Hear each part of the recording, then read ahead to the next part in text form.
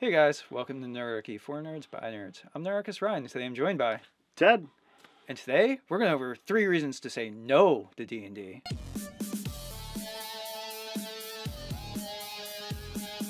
Jump down the description below where you can sign up for Nerdarchy the newsletter. Get gaming tips as well as learn how to game with us.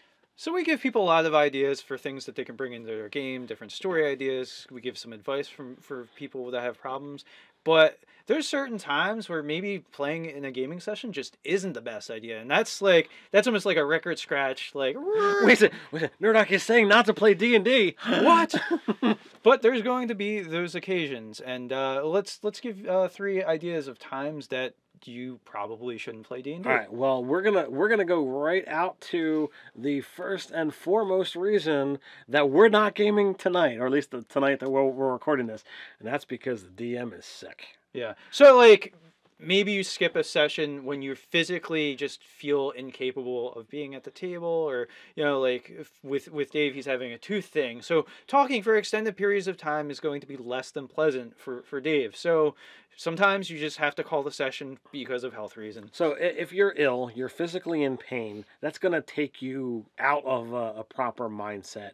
If you're legitimately contagious, you've got, an illness, people don't want to be sitting around you, possibly getting sick themselves.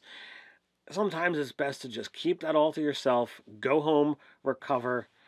I hate to say it, there'll be another time to game later. It's so sad, so sad. But like you didn't make your Constitution save, but no reason to make your friends also have to roll the Constitution save. All right, and number 2. This is the harsh one, and this is actually kind of based off of several. We get a multitude of emails that are kind of related to this topic. And that's your DM is just being a jerk.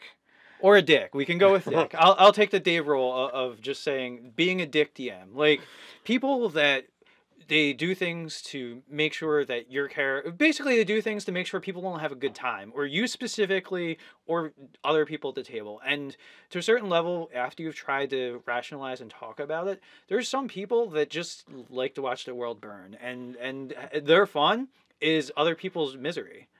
Actually, in the past month, we received numerous suggestions or GM 911s on this particular topic, and they're like, what do I do?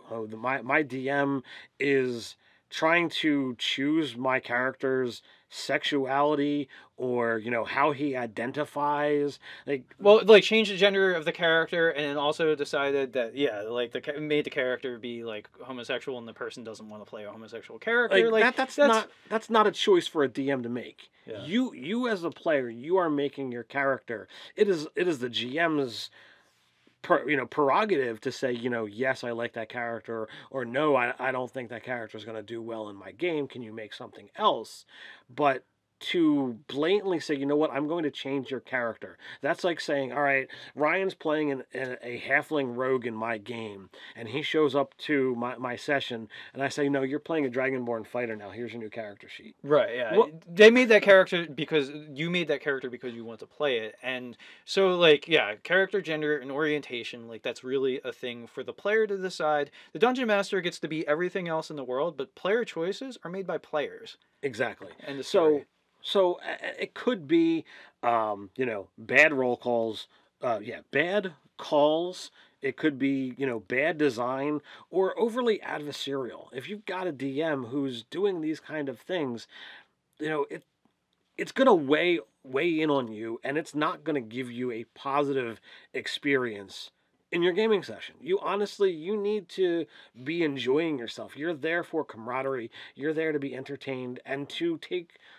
control some of that entertainment. Take an active hand in it. Right. So one of the example that one of the emailers wrote us about is that the Dungeon Master was inspired by Darkness Rising, and apparently the Dungeon Master in Darkness Rising essentially set up a scenario where both the Paladin and the Cleric were completely useless and depowered, and so the Dungeon Master thought it was a good idea to depower all of the players in the, I don't know if it was the session or the campaign. Mm-hmm. I could buy in for one session where like maybe I'm playing a wizard and for some reason arcane magic doesn't work or it's hard or something like that. But if it's consistently something that either singles out an individual player or makes it so like none of your choices matter as a player, it's better than not game with that dungeon master. You can talk to them, but at the end of the day, if they're unwilling to budge, there's video games, there's movies, there's going out and hanging out with your friends or doing outdoor activities. Whatever you like to do, there's gaming is fantastic, and maybe you can find another gaming group down the road.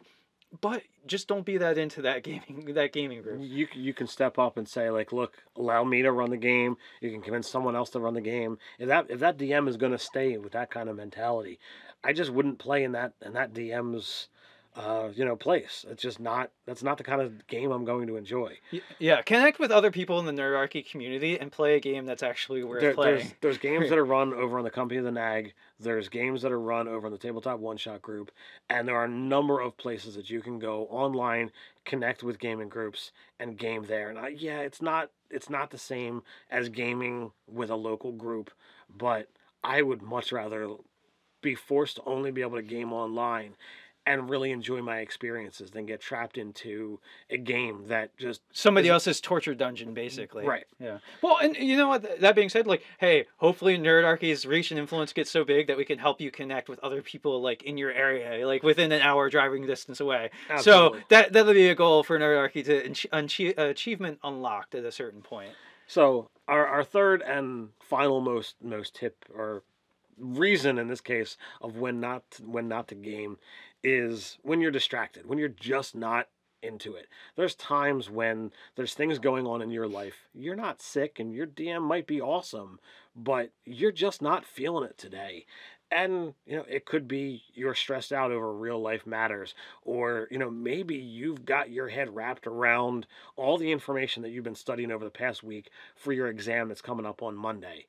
If you're not really into what's going on, you might actually be bringing the entire table down, or if you're the GM, you might be running a subpar session just so that you can actually game. So I think in these situations, again, it hurts me to say, sometimes it's better to just not play. Yeah, if you're so stressed out that mentally you just can't, you're incapable of being mentally at the table and present, then like maybe you should find some other way to blow off steam. Like our friend Mark, who games with us, there's some times where he has a crappy week and he's like, guys, I need to go and kill some shit. And like, so sometimes it's a good stress relief valve, but maybe there might be some shit going on with him. There could be one week where he's just like so infuriated by life that he just knows that he's going to be just an a-hole to be around or whatever, however people vent things.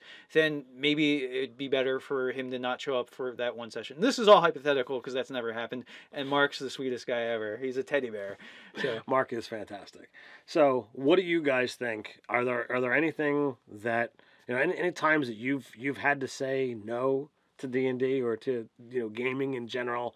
Is there anything that we missed? It's a great part to continue this conversation, and that's down below. While you're down there, don't forget to like, share, and subscribe. you can follow us over on Twitter. So until next time, Stay nerdy.